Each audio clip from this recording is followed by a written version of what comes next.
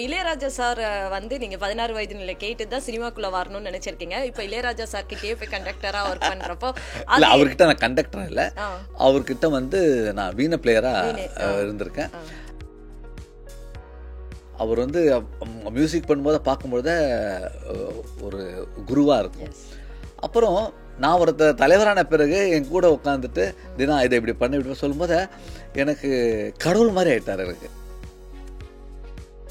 Symphony பண்ணிட்டு வந்திருக்காரு லண்டன்ல இருந்து, ஏர்போர்ட்ல இருந்து வர்றப்ப நீங்க கூட இருந்தீங்க. ஸோ இது வந்து உங்களுக்கு எப்படி இருக்கு? அவர்கிட்ட பேசுனீங்களா? அவர் என்ன சொன்னார்? இது வரைக்கும் வந்து ஒரு இந்தியாவில் இருக்கிற மக்களை மட்டும்தான் அவர் வந்து லிசனராக இருந்திருக்காங்க.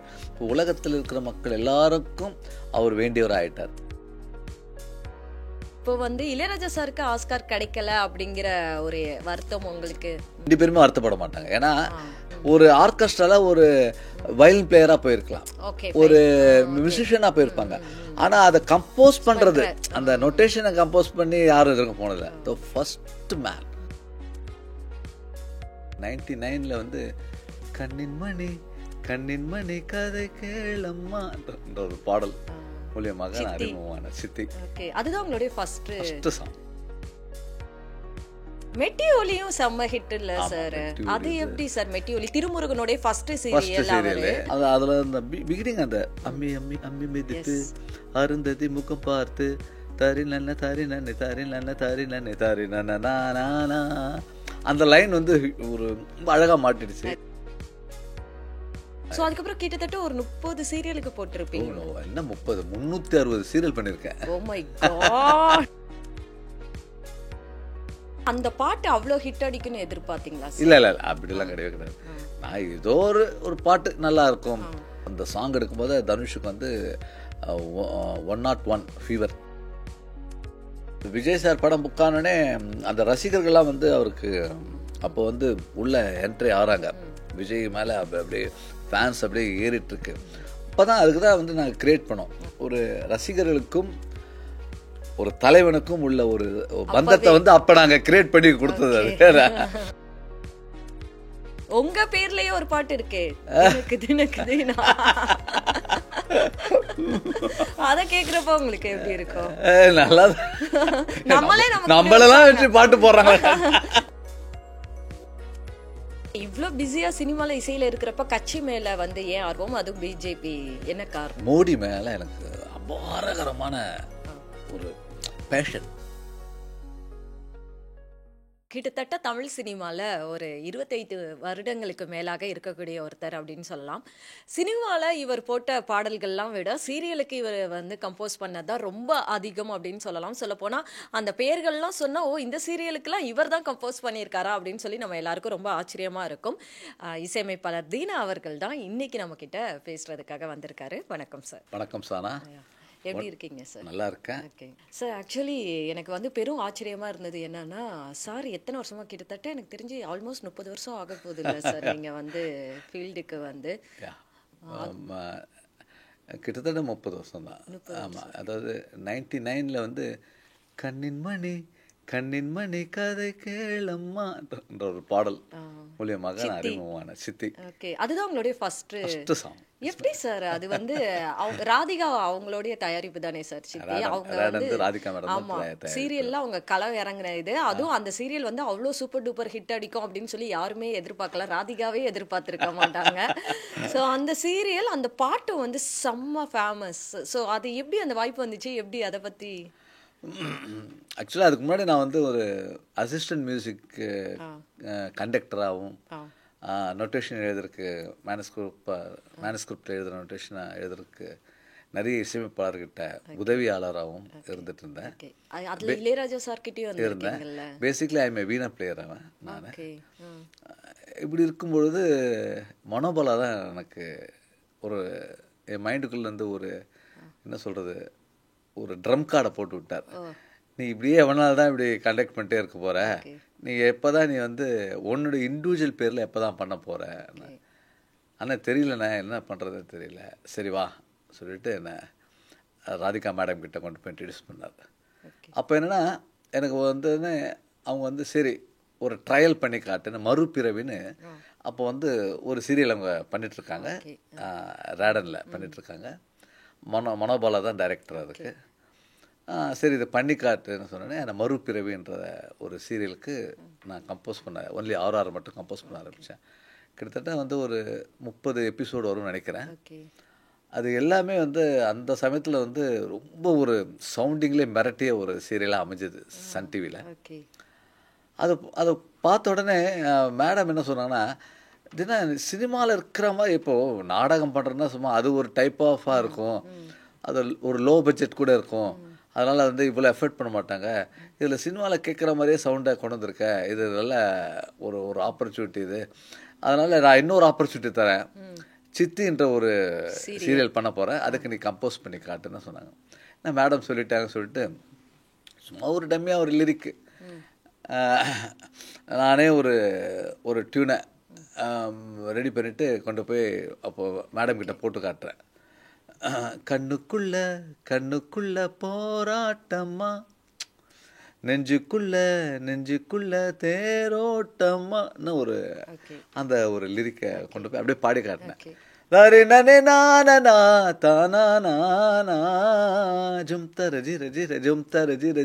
அப்படி ஒரு நல்ல ஒரு மாசா வித் ரிதமிக்காக போட்டு காட்டினேன். சூப்பராக இருக்குது அதுனா. ஆனால் இந்த லிரிக் வேணாம், நம்ம லிரிக் வேற எழுதலாம் சொல்லிட்டு என்னை வைரமுத்து அவர்கிட்ட வந்து அனுப்பிச்சாங்க. அங்கே போய் கவிஞர்கிட்ட வந்து இந்த டியூனை பாடி கட்டான், சிறப்பாக இருக்குதுன்னா சொல்லிட்டு அவர் எழுத ஆரம்பித்தார். அது வந்து திரும்பி நான் பாடி காட்டினோடனே அதில் ஒரு அந்த மியூசிக்கும் அந்த எழுத்தும் சேர்ந்த உடனே அது ரெக்கார்ட் பண்ணும்போது தான் தெரிஞ்சுது. அதுக்கு வந்து கலைமாமணி நித்யஸ்ரீ மகாதேவனை அதுக்கு பாடுறதுக்கு அவங்க என்கேஜ் பண்ணோம். அவங்க பாடின உடனே அது வந்து ஒரு பெரிய ஒரு வைப் அதில் வந்துச்சு. அது ஒரு மேக்னெட்டிக் வைப் பண்ணுவாங்களே அந்த சமயத்தில். இப்போ சில பாடலுக்கு ஒரு மேக்னெட்டிக் வைப் வருதில்ல, அந்த மாதிரி அந்த சமயத்தில் வந்து ஒரு பரபரப்பாக இருந்துச்சு. அப்புறம் அது ஒரே நாள் 1999 நினைக்கிறேன், 99 வந்து ஒரு நாள் டெலிகாஸ்ட் நைட்டு 9:30 ஆகுது. ஸோ இது வந்து எனக்கு ஒரு பெரிய பிராப்தம், யாருக்கும் கிடைத்திருக்காருன்றது என்னுடைய கருத்து. ஒரே நாளில் மண்டே 9:30 அந்த சீரியஸ் ஸ்டார்ட் ஆகுது. அது உலகத்தில் இருக்கிற எல்லாருமே பார்த்தாங்க. அந்த டியூனை வந்து ஒரு திரைப்படத்துக்கு பண்ணியிருந்தா கூட ஒரு 1000 பேராக ஒவ்வொரு நாளாக பார்த்து சோஷியல் மீடியாவில் வந்து அதை வந்து கலக்கிறது லேட் ஆகும். இது அது ஸ்பாட் மண்டே 9, அது என்ன மந்த்துன்னு தெரியல, ஒரே நாளில் வந்து அந்த உலகமெங்கும் அந்த பாடலை கேட்குற மாதிரி எனக்கு கடவுள் அமைச்சு கொடுத்தார். அதுக்கு மிகப்பெரிய சப்போர்ட் வந்து ராதிகா மேடம், அவங்களுக்கு இந்த நேரத்தில் நன்றியை தெரிவிச்சுக்கிறேன். செம்ம சார். ஏன்னா வந்து அந்த அப்போல்லாம் வந்து அந்த சீரியலுக்கான அந்த டைட்டில் கார்டு வந்து எனக்கு தெரிஞ்சு என் ஞாபகத்தில் இருக்கிற வரைக்கும் சிட்டியில் இருந்துதான் அது வந்து தொடர்ந்தது அப்படின்னு நினைக்கிறேன். ஏன்னா அந்த சீரியலோடைய கதையே என்ன அப்படிங்கிறது அந்த டைட்டில், அந்த சாங், அந்த இதுலேயே வந்து அவங்க பண்ணிடுவாங்க. ஸோ அதுக்கப்புறம் கிட்டத்தட்ட ஒரு 30 சீரியலுக்கு போட்டிருப்பீங்க. என்ன 30, 360 சீரியல் பண்ணியிருக்கேன். Oh my God, 360. மெட்டி ஒலி, அண்ணாமலை, அலைகள், நிம்மதி உங்கள் சாய்ஸ், இன்னும் இப்போ பாண்டியன், நிறைய பண்ணியிருக்கேன், மறந்துட்டேன், நிறைய இது பண்ணியிருக்கேன். அதுக்கப்புறம் தொடர்ந்து எல்லாருமே வந்து உங்களை அப்ரோச் பண்ண ஆரம்பிச்சுட்டாங்க. ஆமாம், அந்த முதல் சாங் அதான் சொல்கிறேன், அந்த 9:30 மணிக்கு திங்கட்கிழமைக்கு 9:30 மணிக்கு கேட்டேன். அந்த ஃபர்ஸ்ட் கால் உங்களுக்கு எனக்கு வந்து மலேசியாவிலேருந்து ஒரு கால் வந்துச்சு. தம்பி ரொம்ப நல்லா பண்ணியிருக்கீங்க, அது வந்து கீரவாணிலையும் நடபயிரிலையும் மிக்ஸ் பண்ணியிருக்கீங்க. எனக்கு புரியல, எனக்கு அப்போலாம் எனக்கு நான் அப்படி பண்ண மாதிரி எனக்கு தெரியல. ஆனால் சரணம் தரினா தரினா தானே நானே, தரினா தரினா தானே நானே, தரில்லனே தானா தாரில்லனே தானா தாரில்லன்னா தாரில்லனே தானா நானே நானா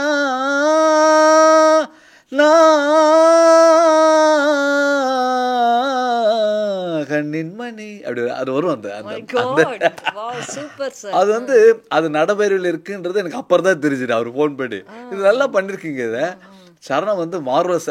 அவர் வந்து பல்லவி விட்டாரு, அந்த சரணம் அந்த செகண்ட் ஆஃப் வர டியூன் வந்து ரொம்ப மெர்சலாக பேசியிருந்தாரு. Okay sir, thank you sir, thank you sir சொன்னேன். அதே மாதிரி வந்து அந்த இயர்லேயே வந்து பெஸ்ட் சாங் மலேசியாவில் அந்த சாங் கிடச்சிது. நான் ஒரு நிகழ்ச்சி போனேன் மலேசியாவுக்கு போயிட்டு, அவரே எனக்கு வந்து ஒரு பெரிய அவார்ட்லாம் கொடுத்தாங்க அந்த சமயத்தில். எவ்வளோ சம்பளம் அந்த சீரியலுக்கு, அந்த சாங்க்கு? அந்த சீரியலுக்கு எனக்கு வந்து 40,000 ரூபாய், 40,000. 40,000. Okay, nice. 40 கோடி கொடுத்த மாதிரி எனக்கு அந்த சமயத்தில். அப்போ அதுக்கு முன்னாடி வரைக்கும் அவ்வளோ கம்மியான ஒரு சேலரியில் தான்? ஆமாம் மேடம், நான் ஒரு ரெக்கார்டிங் போனோம்னா 600 ரூபா, 700 ரூபா, 1000 ரூபாய் தாண்டதே இல்லை. அதை வச்சு குடும்பம் நடத்துறதே ரொம்ப கஷ்டமா இல்லை, அந்த காலகட்டத்தில் அது ஒரு பெரிய பணம். அது அந்த காலகட்டத்தில் டெய்லி வருதுல்ல, டெய்லி 600னா அப்போ அது 18,000 வந்துடுதுல மந்த்லி, ஒரு நாள் கூட கேப் இருக்காது. அப்போ அது ஹியூஜ் அமௌண்ட் அந்த சமயத்தில். Okay okay okay okay. செம்ம சார். மெட்டி ஒலியும் செம்ம ஹிட் இல்ல சார்? அது எப்படி sir Metti Oli? திருமுருகனுடைய first serial. அது சித்தி கூட சிஜே பாஸ் கூட ஃபர்ஸ்ட் சீரியல். ஆமா, கரெக்ட்.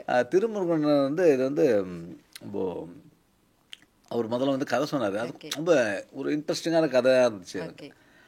அதில் அந்த பிகினிங் அந்த அம்மி அம்மி அம்மி மிதித்து அருந்ததி முகம் பார்த்து தரி நன்ன தரி நன்னை தரி நன்ன தரி நன்னை தரி நன்னா, அந்த லைன் வந்து ஒரு ரொம்ப அழகாக மாட்டிடுச்சு. அதுக்கப்புறம் மெட்டி பொல்லி தான், ஓ மெட்டி பொல்லி தான். ஸோ அது வந்து மறக்க முடியாத ஒரு சாங் எனக்கு அமைஞ்சது. யார் வரிகள் இருந்தது சார்? அதுக்கு வைரமுத்து ஐயா. வைரமுத்து. ஓ, அவர் சினிமால இருந்தாலும் சீரியலுக்குலாம் எழுதுறது எனக்கு ரொம்ப ப்ரிஃபரன்ஸ் கொடுத்து நான் எப்போ போய் கேட்டாலும் கிட்டத்தட்ட நானும் ஒரு சேர்ந்து சீரியலில் மட்டும் ஒரு 100-110 பாடல்கள் இருக்கு, ஒன்லி சீரியல் மட்டும். ஓகே. ஆனா அவர் இளையராஜா அவர்களை பார்க்க வர்றப்பையும் நீங்க அவரை மீட் பண்ணி இருப்பீங்கல்ல, இருந்திருப்பீங்க இல்லையா? ஆமாம் ஆமாம், அண்ணன் எனக்கு முதல்ல தெரியும், எனக்கு முதல்ல தெரியும். முதல்ல வாழ்த்து கொடுத்தாரு, பெஸ்ட் ஆஃப் லக். இந்த படத்தை வந்து இந்த ஒவ்வொரு டியூனும் வந்து சீரியல் வந்து உனக்கு வந்து ஒரு வாழ்க்கை படியா மாறும்னாரு. அந்த மாதிரி நடந்தது. அதுதான் மிடில் கிளாஸ் மாதவனா வந்ததா? இல்ல, அதுக்கப்புறம் 3 வருஷத்துக்கு அப்புறம் தான் படம் கிடைச்சிச்சு. சித்திக்கு அப்புறம் 3 வருஷம் ஆச்சு. மிடில் கிளாஸ் மாதவன் ஒரு படம் பண்ணேன். அது வந்து இளைய திலகம் பிரபு நடிச்சது. அந்த படம் வந்து நல்ல படம். அது கேஆர்ஜி ஃபிலிம்ஸ், பெரிய கம்பெனி, ஒரு ஆவரேஜாக போச்சு. அடுத்தது வந்து ஸ்ரீயான் விக்ரம் தி கிங்னு ஒரு படம் பண்ணேன். பிரபு சாலமன் அவருடைய ஃபர்ஸ்ட் மூவி அது. எனக்கு ரொம்ப பிடிச்சது. ஆனால் வந்து கலெக்ஷன் வைஸ் பார்க்கும்போது அது கொஞ்சம் இதாக இருக்குது. ஸோ அதே கம்பெனிக்கு, இந்தியன் தியேட்டர் ப்ரொடக்ஷனுக்கு, அதே கம்பெனி கிங்கு எடுத்த தயாரிப்பாளர் கிருஷ்ணகாந்துக்கே வந்து அடுத்த படம் வந்து அதாவது என் லைஃபே புரட்டி போட்ட திருடா திருடி படத்துக்கு பண்ண வாய்ப்பு. ஆக்சுவலி சுப்பிரமணிய சிவா சார் எங்கெல்லாம் இருக்காரோ அங்கெல்லாம் வந்து தீனா இருப்பாரு அப்படிங்கிற மாதிரி தான் இல்லையா? திருடா திருடியா, கண்டிப்பா அதை பத்தி நீங்க சொல்லுங்க. நீங்க இல்லை, அது மேசிவ் ஹிட் மேடம். அது வந்து தனுஷ், சாயா சிங், எனக்கு, அதுக்கப்புறம் வந்து யுகபாரதி லிரிக் ரைட்டர், மாலதி லக்ஷ்மண், இந்த மாதிரி நிறைய வந்து ஒரு ஒரு இன்னைக்கெல்லாம் வந்து ஒரு வேற லெவலில் இருக்கிறவங்க எல்லாமே அதில் வந்து உள்ளே இருந்திருக்காங்க. அதில் அந்த படம் வந்து எனக்கு ஒரு மைல்கல்லான படம். அதுக்கு ஃபர்ஸ்ட் ஆஃப் ஆல் வந்து சுப்ரமணிய சிவா வெரி கிரேட். அவர் வந்து அந்த ஒரு வாய்ப்பை எனக்கு கொடுத்து. ஆனா அந்த பாட்டு அவ்வளோ ஹிட் அடிக்குன்னு எதிர்பார்த்தீங்களா? இல்லை இல்லை, அப்படிலாம் கிடையவே கிடையாது. நான் ஏதோ ஒரு பாட்டு நல்லா இருக்கும். ஸோ எனக்கு வந்து ஆக்சுவலாக வந்து ஒரு மெலடி சாங் போகணும் தான் நான் நினச்சேன், அந்த டுவர்ட்ஸ் கிளைமேக்ஸ். ஆனால் சிவா சார் தான் சொன்னார், இல்லை இல்லை தினா சார், எங்கள் மெலடியே இருக்கக்கூடாது, ஒரு பக்க கமர்ஷியலாக வாங்கன்ட்டார் சார். ஆக்சுவலி திருடா திருடி படம் தான் வந்து தனுஷை வந்து பட்டி தொட்டி எல்லாம் போய் சேர்த்துச்சே அப்படின்னே சொல்லலாம். ஏன் அதுக்கு முன்னாடி துளுவத இளமே, தென் காதல் கொண்டேன்லாம் வந்து ஒரு சூப்பர் டூப்பர் ஹிட் அடிச்சிருந்தாலும் இவர் வந்து இப்படி டான்ஸ் ஆடுவாரா இவ்வளோ ஏன்னா ஒரு ஜாலியான பையனா வந்து அவர் அறிமுகமானதே அந்த படத்துல தான். ஸோ அந்த மன்மதராசா பாட்டு வந்து இவருக்கு இவ்வளோ ஹெவியா கொடுக்க போறோமே, அதுக்கு ஏற்ற மாதிரி இருக்குமே அப்படிங்கிற எண்ணம்லாம் வந்ததா அவங்களுக்கு?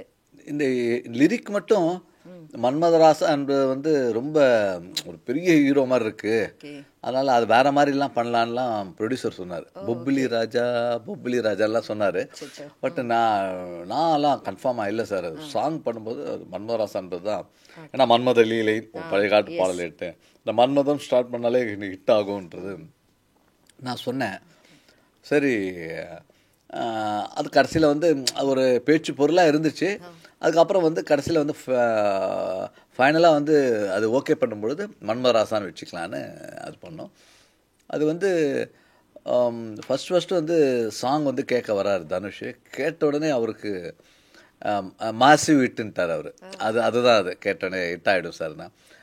ஹிட்டான்னு சொன்னோடனே அப்போது அதுக்காக அவர் ஹோம்ஒர்க் பண்ண ஆரம்பிச்சிட்டார் போல இருக்கு அந்த டேரக்டர்னா. அப்போது அந்த சாங் எடுக்கும்போது தனுஷுக்கு வந்து 101 ஃபீவர், அந்த ஃபீவரில் அவர் ஆடியிருக்கார், அந்த ஃபாஸ்ட் மூமெண்ட்டில் ஆடியிருக்காரு. ஏன்னா அது ரொம்ப கோலாரில் எடுத்தாங்க அந்த பாடல், கர்நாடகாவில். அந்த பாடல் வந்து மேக்ஸிமம் வந்து அது எங்கேயுமே அந்த சாங்கில் எங்கேயுமே வந்து ஒரு கேப்பே இருக்காது, ரிதம் கண்டினியூட்டாக போயிட்டே இருக்கும். அந்த மாதிரி அவர் பிகினிங் டு எண்ட் இருக்கும் அந்த டான்ஸ் மூமெண்ட்லேயே இருக்கும், அதில் எந்த ஒரு லேகான ஷாட்டே இருக்காது. அதுதான் பெரிய ப்ளஸ் பாயிண்ட் ஆச்சு. நம்ம சவுண்டிங்கை விட அதை ஷார்ட்டு நம்ம கண்ணில் பார்க்கும்போது ரொம்ப ஃபாஸ்ட்டாக இருக்க மாதிரி நமக்கு தெரியும் நமக்கு அது. ஏன்னா அந்த அளவுக்கு அவங்க மேக்கிங் பண்ணியிருந்தாங்க. That's make. அவங்க அப்பா அப்போ வந்தாரா சார் தனுஷ்? ஆமாம், கஸ்தூராஜனை வந்து கேட்டார். வந்து கேட்டு ப்ரிவியூ பார்த்துட்டு இதுதான் இட்டு, இதான் என்ன தேசிய கீதம்னு சொல்லிட்டு போனார் எனக்கு. Nice nice. தென் அதுக்கப்புறம் வந்து விஜய் அவர்களுக்கு திருப்பாச்சி, அஜித் அவர்களுக்கு ஜனா. எஸ், திருப்பாச்சியில் வந்து பேரரசு, அதுவும் அவருக்கு முதல் படம். சுப்பிரமணிய சிவாக்கும் அது முதல் படம், திருடா திருடி. பேரரசுக்கு வந்து ஃபர்ஸ்ட் மூவி. அதில் ஒரு பாடல், கும்பிட போன தெய்வம் அட குறுக்கே வந்ததம்மான்னு, அந்த பாடல் வந்து பட்டி தொட்டியெல்லாம் வந்து ஹிட் ஆச்சு. ஸோ அது ஒரு கமர்ஷியல் சாங், வந்து ஒரு டிவோஷனல் மூடான ஒரு சாங், ஒரு அம்மா ஒரு கோயிலில் பாடுற சாங் வந்து அது வந்து ஒரு கமர்ஷியல் மூவிக்கு அவ்வளோவா ஹிட் ஆகிடுச்சு. அது வந்து ரொம்ப அதை இமேஜ் பண்ணவே இல்லை நாங்கள். அது வந்து ஒரு மாஸ் வந்து ஒரு ஹீரோக்கான ஒரு படம் திருப்பாச்சி. ஸோ அதுக்கு விஜய் அவர்கள் வந்து தொடர்ந்து அப்போ அது மாதிரியான படங்கள் பண்ணிட்டு வந்த ஒரு ஒரு பிளேஸில் அது வந்து நீங்கள் உங்கள் மைண்டில் என்னென்னலாம் அப்போ ஓடிச்சு சார் அந்த ஸ்டேஜ்? இல்லை, எனக்கு விஜய் சார் படம் புக்கானோடனே அந்த ரசிகர்கள்லாம் வந்து அவருக்கு அப்போ வந்து உள்ள என்ட்ரி ஆகிறாங்க. விஜய் மேலே அப்படியே ஃபேன்ஸ் அப்படியே ஏறிட்டுருக்கு. அப்போ தான் அதுக்கு தான் வந்து நாங்கள் க்ரியேட் பண்ணோம். நீ எந்த ஊரு நான் எந்த ஊரு முகவரி தேவையில்லை, அட உன்னை யாரோ பெத்திருக்க என்னை யாரோ பெத்திருக்க, ஆனாலும் நீ நானும் அண்ணன் தம்பிடா, அட ஆனாலும் நீ நானும் அண்ணன் தம்பிடான். அந்த மாதிரி ஒரு ரசிகர்களுக்கும் ஒரு தலைவனுக்கும் உள்ள ஒரு பந்தத்தை வந்து அப்போ நாங்கள் கிரியேட் பண்ணி கொடுத்தது. அது அது வந்து நல்ல ஹைப் ஆகிடுச்சு அவருக்கு. அது ஆயிடுச்சு. படமே சூப்பரான படம், ஒரு சிஸ்டர் சென்டிமெண்ட். அதில் வந்து நான் மறக்க முடியாது. அது நான் பாடியிருப்பேன், சொர்ணலதா அந்த ஃபீமேல். என்னதான் செஞ்சு புட்டோன்னு ஒரு பாடல் நான் தான் பாடியிருப்பேன். ஆனால் அது எப்படி சொல்கிறது, சொர்ணலதா இறந்த பிறகு ஒரு உடன் பிறவா சகோதரியை நான் இழந்த மாதிரி என் மைண்ட் எனக்கு ரொம்ப. அந்த பாடல் எப்போ கேட்டாலும் சொர்ணலதா நிறைய பாடல் நான் பண்ணியிருக்கேன், அவங்க வச்சு நிறைய சாங் ரெக்கார்ட் பண்ணியிருக்கோம். அந்த அந்த ஒரு பாடல் பண்ணும்போது எனக்கு அந்த எஃபெக்ட் இல்லை. அவங்க இறந்த பிறகு தான் வந்து அதில் ஒரு உண்மையான ஒரு அண்ணன் தங்கச்சி இருக்கிற பாசம் வந்து அதில் தெரிஞ்சுது. அது எப்போ கேட்டாலும் உடன்பிறவா சகோதரி நான் நினைப்பேன். நான் சொர்ணலதா நல்ல ஆன்மா அவங்களுக்கு. விஜய் அவர்களை பாட வைக்கணும் அப்படின்னு சொல்லிட்டு நினைச்சது உண்டா? ஆமாம்மா, விஜயை பாட வைக்கணும்னு பிளான் பண்ணோம். ஆனால் அந்த சமயத்தில் அவருக்கு முடியல, ரொம்ப டைட் ஷெடியூலாக இருந்துச்சு, முடியல. ஜனா ஆனால் மெலோடியா தானே வந்து ஹிட் ஆச்சு. ஸோ அந்த டைரக்டர் வந்து ஷாஜி கைலாஷ் வந்து அவர் மலையாள டைரக்டர், அவர் ஒரு one of the famous director. அவர் வந்தோடனே Dhina you compose on Brindavana சாரங்கான்ட்டார். ஒரு டைரக்டர் வந்தோடனே ராகத்தை பற்றி சொல்லும்போது நமக்கு ஒரு ஐயோ என்ன மாதிரி பண்ணோம். அது பிருந்தாவன சாரங்கன்னா உங்களுக்கு நல்லா தெரியும். One of the most best பிருந்தாவனமும் நந்தகுமாரன் தானே தானேன்னு ஒரு பழைய சாங் இருக்கும். அந்த மாதிரி எனக்கு ட்ரை பண்ணி கொடுத்தாரு. அப்போ தான் நான் ட்ரை பண்ணேன்.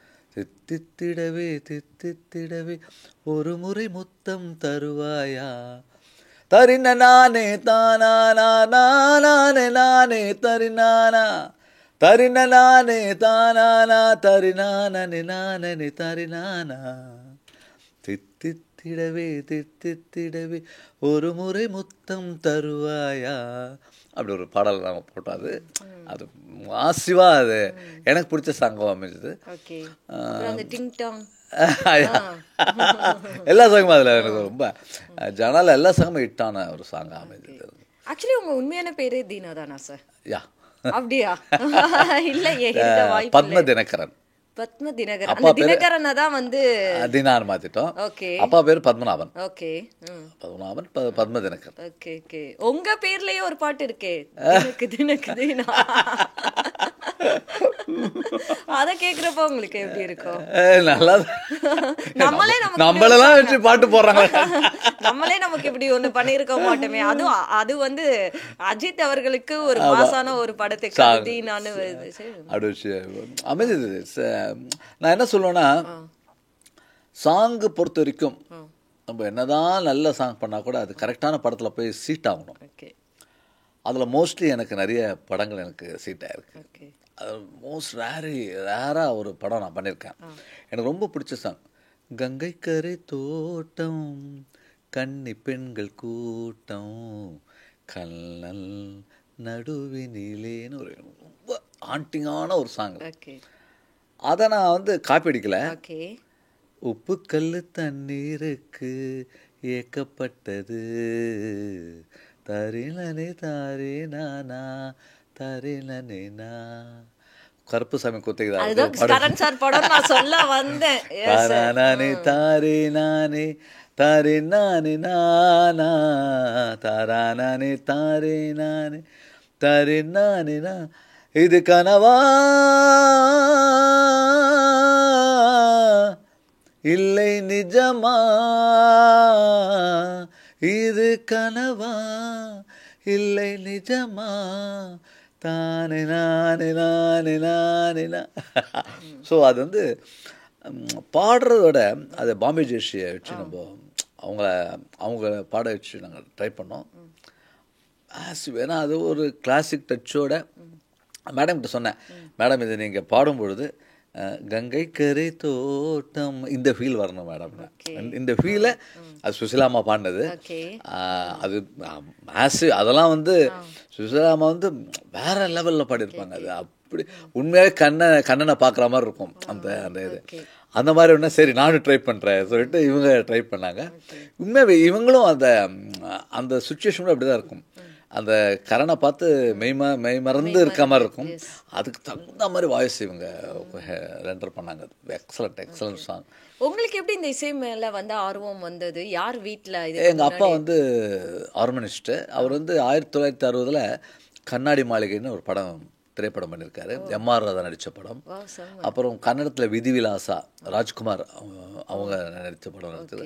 ஒரு 2-3 படம் பண்ணியிருக்காருல்ல, பெரிய பெரிய படம் பண்ணியிருக்காரு. அதுக்கப்புறம் வந்து அவர் வந்து பரதநாட்டியத்துக்கு போயிட்டார்.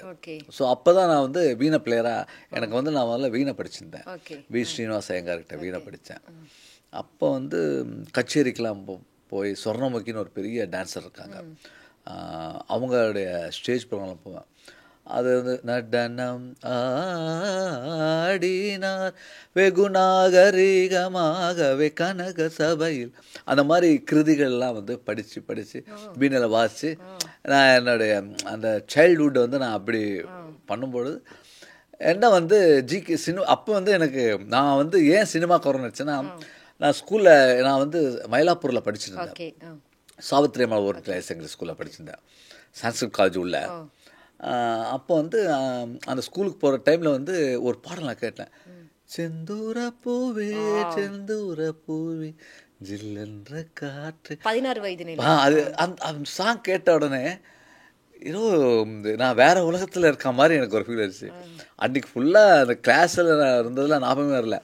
ஈவினிங் வந்து அப்பாட்ட சொன்னேன், அப்பா எப்படியாவது நான் இந்த சினிமாவுக்கு நான் போகணுமா சொன்னேன். அப்போ தான் வந்து அப்பா வந்து என்னை கொண்டு போய் ஜிகே வெங்கடேஷனோட குருநாதர், இசையமைப்பாளர் ஜிகே வெங்கடேஷ் இசைநாயோட குருநாதர், அவர்கிட்ட வந்து 4வது அசிஸ்டண்டாக போய் சேர்ந்தேன்.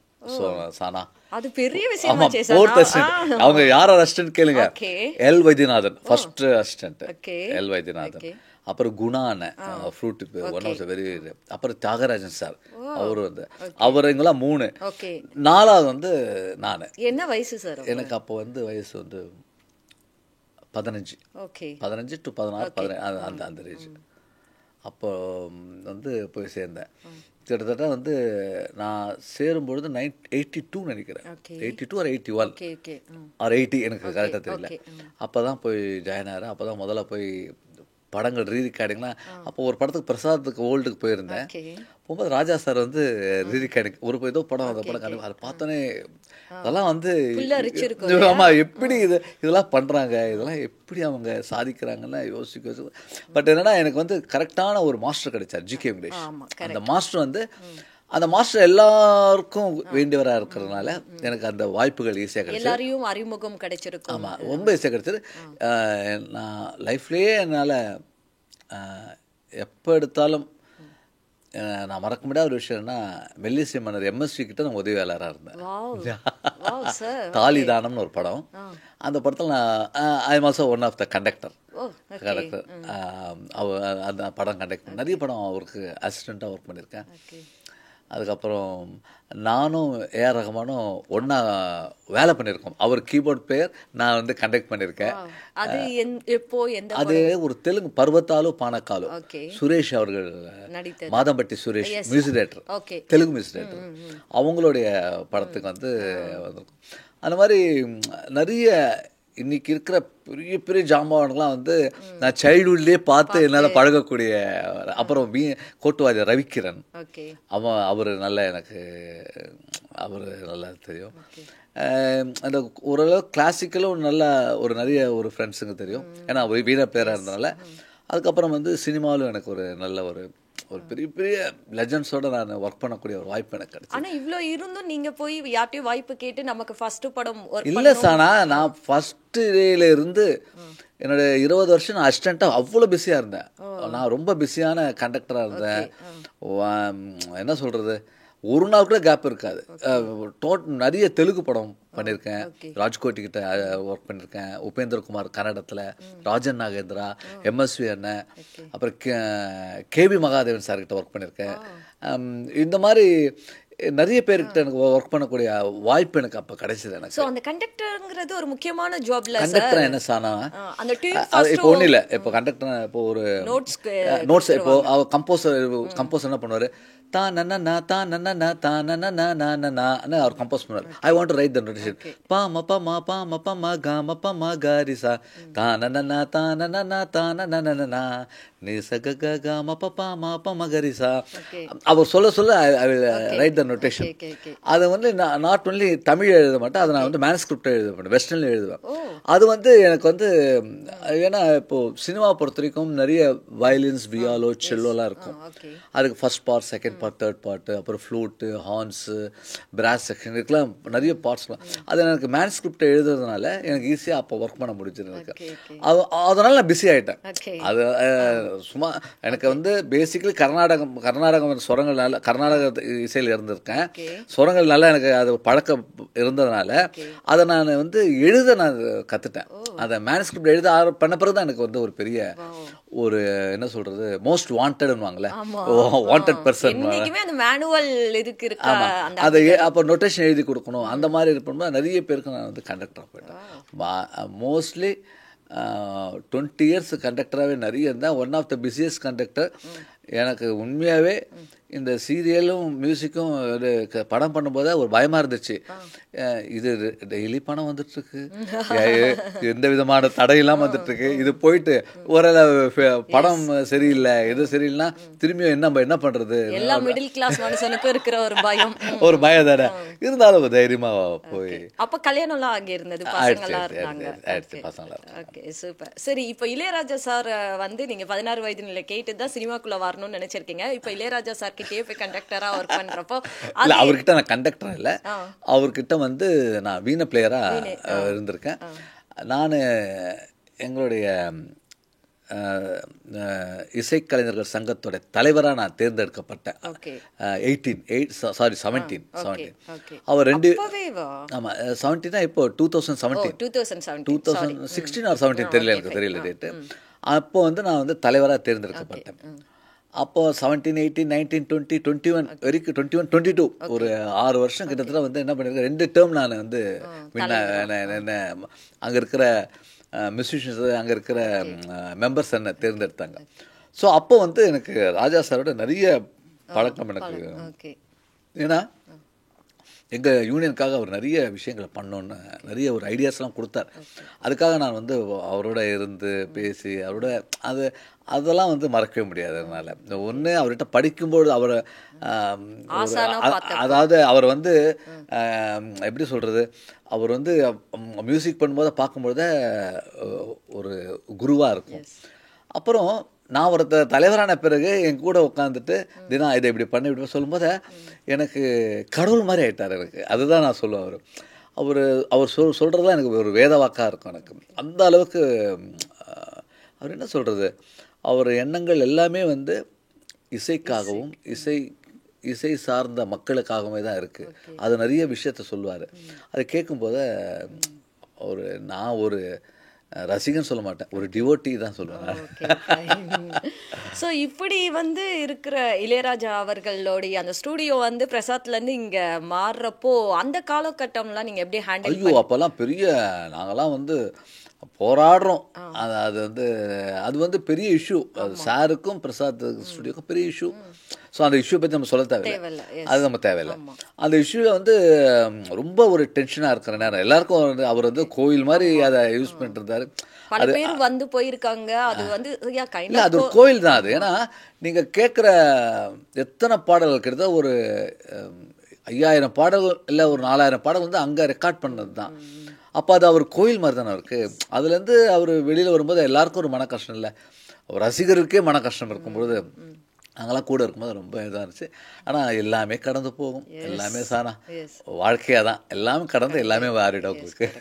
இப்போ சிம்போனி பண்ணிட்டு வந்திருக்காரு லண்டன்லேருந்து, ஏர்போர்ட்லேருந்து வர்றப்போ நீங்கள் கூட இருந்தீங்க. ஸோ இது வந்து உங்களுக்கு எப்படி இருக்குது? அவர்கிட்ட பேசுனீங்களா? அவர் என்ன சொன்னார்? அவருக்கு முதல்ல லண்டன்லேருந்து ஏர்போர்ட்டில் இறங்கினோடனே அவருக்கு பொன்னாடை போட்டு அவர்கிட்ட ஆசீர்வாதம் வாங்கி அதை நான் ஒரு டிவிலே நான் பேசியிருப்பேன். நான் அதை உங்களுக்கு அனுப்புகிறேன். அது வந்து நான் ஒரே விஷயம் சொன்னேன், ஒரு இசை கடவுள் அவர். இன்னைக்கு இது வரைக்கும் வந்து ஒரு இந்தியாவில் இருக்கிற மக்களை மட்டும்தான் அவர் வந்து லிசனராக இருந்திருக்காங்க. இப்போ உலகத்தில் இருக்கிற மக்கள் எல்லாருக்கும் அவர் வேண்டியவர் ஆகிட்டார். அவரை வந்து ஒரு விஷயத்தை வெற்றிகரமாக செஞ்சு முடித்து வந்தோடனே அவர் வரவேற்கப்பட்டு அதை தான் நான் டிவியில் அன்றைக்கி சொன்னேன். ரொம்ப சந்தோஷமாக இருக்குது. இது எங்களுடைய சார்பாகவும் எங்களுடைய சங்கத்தின் சார்பாகவும் எங்களுடைய ஃபிப்சி சார்பாகவும் எங்கள் நன்றியை தெரிவிச்சுக்கிறேன். அதே மாதிரி எங்களுடைய பாஜக சார்பாகவும் நான் வந்து அதுக்கு தான் நாங்கள் போயிருந்தோம். அதுக்கு போய் அதையும் நன்றியை தெரிவித்தோம் நாங்கள். ஓகே, இவ்வளோ பிஸியாக சினிமாவில் இசையில் இருக்கிறப்ப கட்சி மேலே வந்து ஏன் ஆர்வம், அதுவும் பிஜேபி, என்ன காரணம்? So the main thing, Modi மேலே எனக்கு அபாரகரமான ஒரு பேஷன். ஒரு நேஷனை காப்பாற்றணுன்னா இந்த அளவுக்கு ஒர்க் பண்ணணுன்றது அவருடைய எண்ணங்கள் அதெல்லாம் தான் வந்து இன்றைக்கி. அதாவது நம்ம ஒரு மோடிஜி வரக்கு முன்னாடிலாம் கூட காஷ்மீர் நம்ம ஊர், நம்ம இந்தியாவுக்குள்ளே இருக்கிற ஒரு காஷ்மீர்கிட்ட போனால் கூட நம்ம பயமாக இருக்குது. ஆனால் இப்போ நான் 1 இயர் முன்னாடி போயிருந்தேன், சாதாரணமாக இருக்குது காஷ்மீரில் போனோம்னா சாதாரணமாக வந்து டூரிசம் யார் வேணால் வரலாம், அங்கே இருக்கலாம், நம்ம ஒரு வீடு வாங்கினா கூட வாங்கலாம், என்ன வேணால் பண்ணலாம். இன்றைக்கி வந்து ஒரு தீவிரவாதிகள் இருக்க மாதிரிலாம் ஏதோ நம்ம பிம்பத்தை படிச்சிருப்போம், பார்த்துருப்போம். ஆனால் இன்றைக்கி அப்படி இல்லை. அது நம்ம நேஷனுக்குள்ளேயே வந்து இவ்வளோ ஒரு செக்யூரிட்டியாக கொண்டு வந்திருக்காருல்ல, அது எனக்கு அவர் மேலே ஒரு பெரிய தாக்கத்தை ஏற்படுத்துச்சு. இன்னொன்று, நாட்டு மக்களுக்காக எல்லா நாடுகளும் தான் கண்ட்ரோல் வச்சுருக்காருல்ல, அது ஒரு பெரிய விஷயம் இல்லை. இந்தியானா எங்கேயோ ஒருத்தர் உட்காந்துட்டு ஏதோ ஒன்று பார்த்துட்டு இவர் தான் வந்து இந்தியாவோட பிரைம் மினிஸ்டர் சொல்கிறத விட, இந்தியா பிரைம் மினிஸ்டர் வராங்க அப்படின்னு சொன்னால் எல்லோரும் வந்து எழுந்திருந்து வரவேற்று அவருடைய சாதனைகளையும் பேசும்போது நமக்கு இன்னும் பெருமையாக இருக்குது. That's all. ஓகே, தேர்தலில் நிற்கிற ஐடியாலாம் கிடையாது, கண்டிப்பாக வாய்ப்புகள் வரும்போது நான் இருப்பேன். Okay, nice nice. Okay sir, இப்போ வந்து ஆஸ்கார் நாயகன் ஏஆர் ரகுமான் அவர்கள், ஸோ சிம்போனி வந்து இளையராஜா சார் பண்ணிட்டு வந்திருக்காங்க. ஸோ இப்போ வந்து இளையராஜா சாருக்கு ஆஸ்கார் கிடைக்கல அப்படிங்கிற ஒரு வருத்தம் உங்களுக்கு?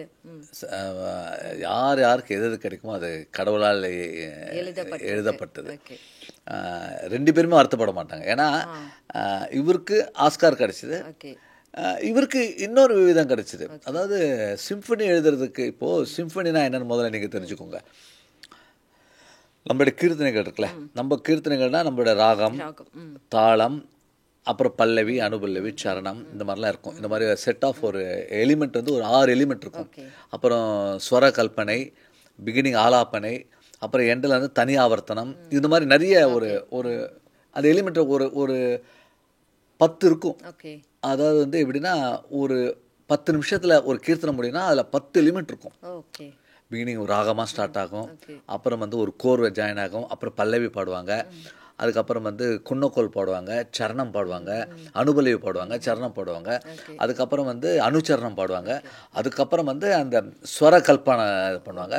அப்புறம் அதுதான் வந்து அந்த ஹெவியாக போய் போய் அந்த சாங் வந்து முடியும் உங்களுக்கு. ஓகே ஸோ இது வந்து ஒரு கிளைமேக்ஸ் மாதிரி போகும் உங்களுக்கு. ஓகே இது வந்து இது நம்மளால தான் பண்ண முடியும், ஓகே இது யாராலும் பண்ண முடியாது. ஓகே இது யாராலும் பண்ண முடியுமா? முடியாதுதான். ஒரு ஃபாரினர் வந்து பண்ண முடியுமா? அதை கிடையாது. இதை ஒரு கீர்த்தனை கம்போஸ் பண்ண முடியுமா? முடியாது. முடியாது. அது கீர்த்தனை கம்போஸ் பண்ணுறது வந்து சவுத் இந்தியன்ஸ் தான் பண்ணுவாங்க. ஓகே அங்கே நார்த் இந்தியன்ஸ் வந்து பஜன்ஸ், அவங்களும் நிறைய இந்துஸ்தானில் பஜன்ஸ் இருக்கு, ஓகே அவங்களும் அந்த மாதிரி ஓகே கம்போஸ் பண்ணியிருக்காங்க. இங்கே பண்ணியிருக்காங்க. பாகிஸ்தானில் அவங்க ஒரு டைப் ஆஃப் மியூசிக் கம்போஸ் பண்ணாங்க. ஸோ ஒவ்வொருடைய மண்ணுக்கு ஏற்ற மாதிரி ஒவ்வொரு மியூசிக் பண்ணுவாங்க. இப்போது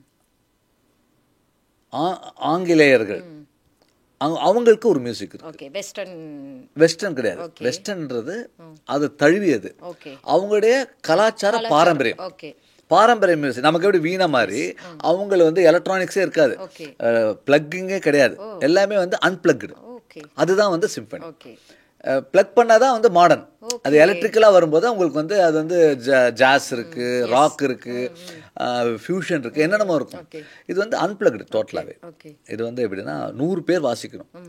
இது எப்படின்னா இதே மாதிரி தான் இந்த எலிமெண்ட் சொன்னேன் கீர்த்தனைக்கு மாதிரி, அந்த மாதிரி அங்கே ஒரு 10 எலிமெண்ட்ஸ் இருக்கும். ஓகே அந்த எலிமெண்ட்லாம் வரணும். அப்புறம் அந்த எலிமெண்ட்லாம் 100 பேர் வாசிக்கணும். அதுக்கு ஒரு கண்டக்டர் இருப்பாரு. ஆமாம், அதுக்கு ஒரு கண்டக்டர் இருப்பாங்க.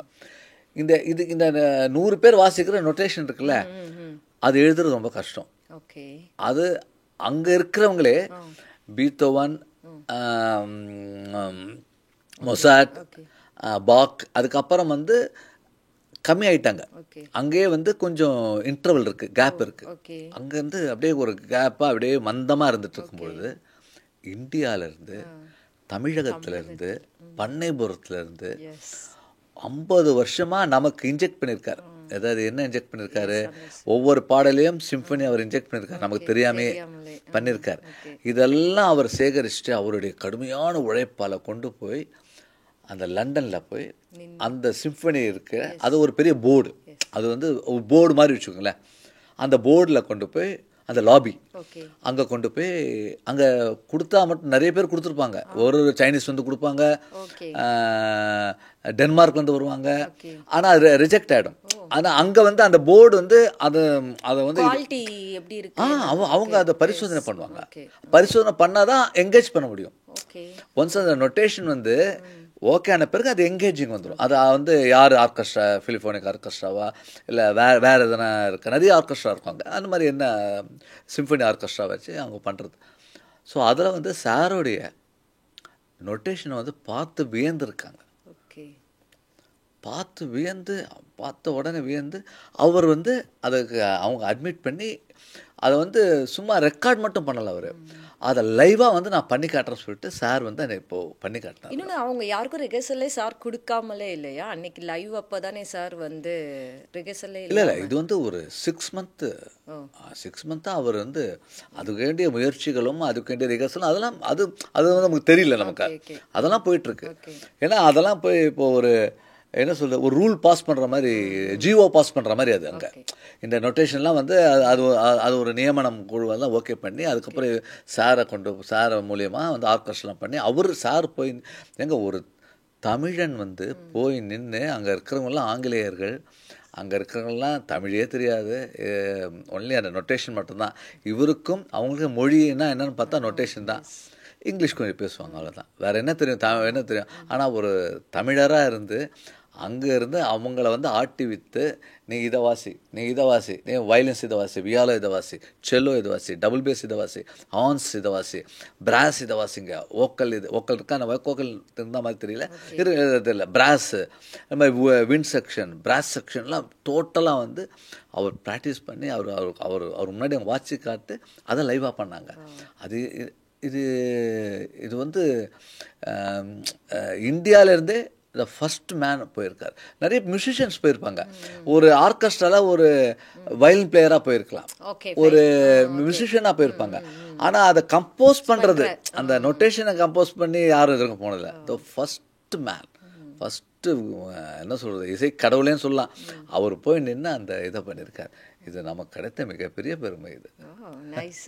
தென் அந்த 82 வயசுல போய் அங்க நிக்கிறதுங்கிறது, அதுக்கான அந்த உடல் ஆவி எல்லாமே இசை இசைன்னு இருக்கிற ஒரு மனிதரால தான் முடியும். அந்த அந்த இடத்துல போய் நிற்கலாம் சாதாரண விஷயம் இல்லை.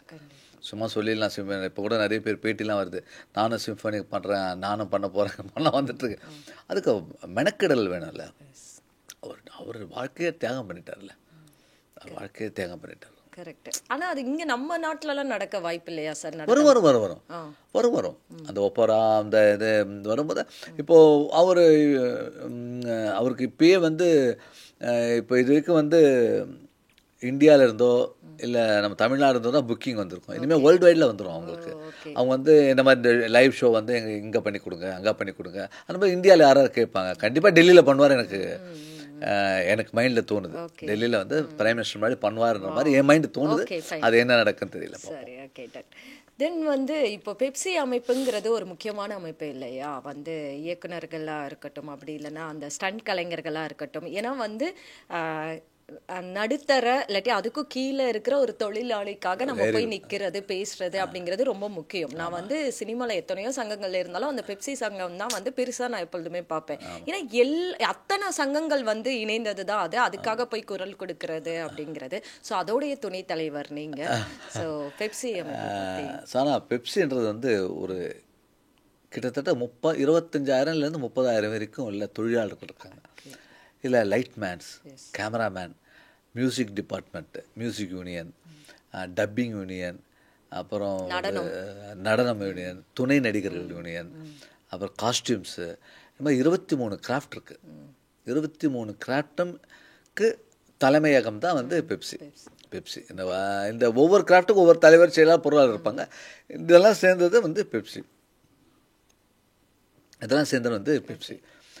அந்த பெப்சியில் வந்து நான் போய் எனக்கு துணைத்தலைவராக வந்த பிறகு நிறைய விஷயங்களை வந்து நான் உணர்ந்துட்டேன். ஒரு மேல் வர்க்கத்தை மட்டும் நம்ம பார்த்துட்டு இருந்தோம்னா அது வந்து மனிதாபிமானமே இல்லைன்னு தான் நினைப்பேன் நான்.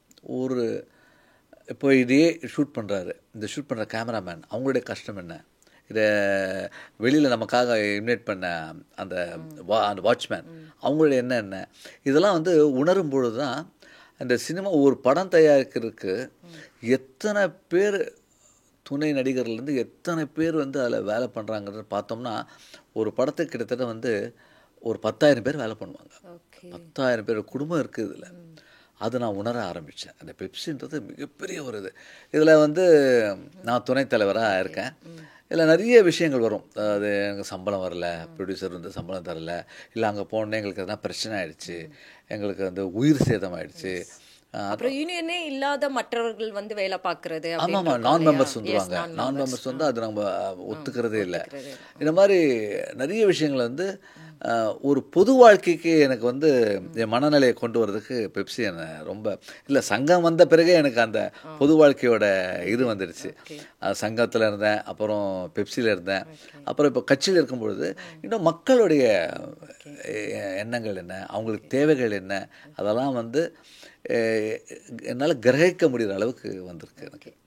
ஒரு சின்ன ஒரு இது சார், திஸ் ஆர் தட் அப்படின்னு சொல்லிட்டு இளையராஜா சாரோடைய சாங் வந்து நான் சொல்லுவேன். நீங்கள் வந்து ஃபஸ்ட்டு ஒரு சாங் சொல்லுவேன், அதுக்கப்புறம் இன்னொரு சாங் சொல்லுவேன். இது ரெண்டில் எது உங்களுடைய மோஸ்ட் ஃபேவரட்னு சொல்லுங்கள். பொதுவாக என் மனசு தங்கம், அப்படி இல்லைன்னா காண கருங்குயிலே, இது ரெண்டில் எது உங்கள் மோஸ்ட் ஃபேவரட்? பொதுவாக என் மனசு தங்கம் தான். அதுதான். Okay fine. சரி, பொதுவாக என் மனசு தங்கம், அண்ணாத்த ஆடுறான். பொதுவாக என் மனசு தங்கம் தான். Oh my God. பொதுவாக என் மனசு தங்கம், ஆசை 100 வகை. ஓ, டஃபாக இருக்கு. பட் எதுவாக இருந்தாலுங்க, அந்த பொதுவாக என் மனசு தங்கம் அதை மிஸ் பண்ணவே மாட்டேன் நான். ஓகே சரி, பொதுவாக என் மனசு தங்கம், ஆசையை காத்துல தூது விட்டு. பொதுவாக என் மனசு தங்கம். பொதுவாக என் மனசு தங்கம், நீ பொட்டு வச்ச தங்க குடம். ஏன்னா நான் பொதுவாக என் மனசு தங்கம் தான். ஓகே, பொதுவாக என் மனசு தங்கம், வச்சிக்கவா உன்ன மட்டும். பொதுவாக என் மனசு தங்கம். பொதுவாக என் மனசு தங்கம் மாங்குயிலை பூங்குயிலை. பொதுவாக என் மனசு தங்கம். பொதுவாக என் மனசு தங்கம் ₹1 தாரேன். பொதுவாக என் மனசு தங்கங்க, விட்டுருங்க. என்ன காரணம்? அது பொதுவாக அந்த ஒரு ஹைப்பான பொதுவாக என் மனசு தங்கம் வேற போட்டின்னு வந்து விட்டா சிங்கம். நான் சின்ன வயசுல நான் பார்த்து ரசிச்ச ஒரு பாடல். ஓகே. அதை பீட் பண்றதுக்கு எந்த பாடல்? முரட்டு காலை. ஓகே. சோ ரஜினி சார் வந்து நிக்கிறப்போ வந்து இளையராஜாவுடைய இது ஆகுறப்போ சோ அதுதான் ரொம்ப மக்கள். ஆனா அவ்வளோ இளையராஜா சாங் சொல்லியும் அதுலயே நின்னுட்டீங்களே சார் ஃபர்ஸ்ட் ஆரம்பிச்சதுலயே. அது மோஸ்ட்லி அந்த பாடல் எனக்கு ரொம்ப ஒரு வைபான ஒரு பாடல். ஆனா எனக்கு வந்து என்னன்னா நீங்க ரொம்ப வைபாவும் வந்து போட்டிருக்கீங்க, ரொம்ப மெலடியும் வந்து பண்ணிருக்கீங்க. உங்க ஃபேவரட்னா எது சார் இந்த 2 இதுல? மேடம் நான் மெலடி நிறைய பண்ணியிருக்கேன்.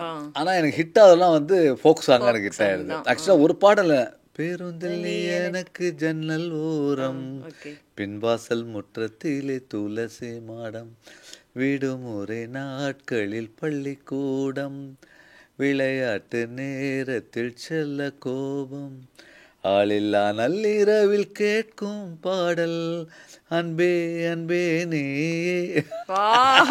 செம்ம ஹிட் இல்ல சார். படம் வந்து அவ்வளவு போகல, ஆனா பாட்டு வந்து செம்ம ஹிட்.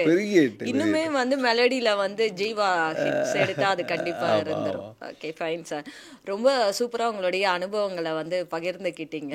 ஆக்சுவலி இப்போ வந்து கொஞ்சம் இசைக்கு கேப் விட்டுட்டீங்களா, இல்ல பிஸியா இந்த பொறுப்புலாம் இருக்கிறதுனால? பொறுப்புலாம் இருக்கிறதுனால கொஞ்சம் பிஸியா மைண்ட் அப்படி வந்து. ஸோ ரொம்ப நன்றி சார் நீங்க வந்து பேசினதுக்கு. இன்னும் வந்து நிறைய பயணங்கள் வந்து உங்களுக்கு நல்ல பயணங்களாகவே இருக்கட்டும் அப்படின்னு சொல்லிட்டு. Thank you sir. Thank you sir.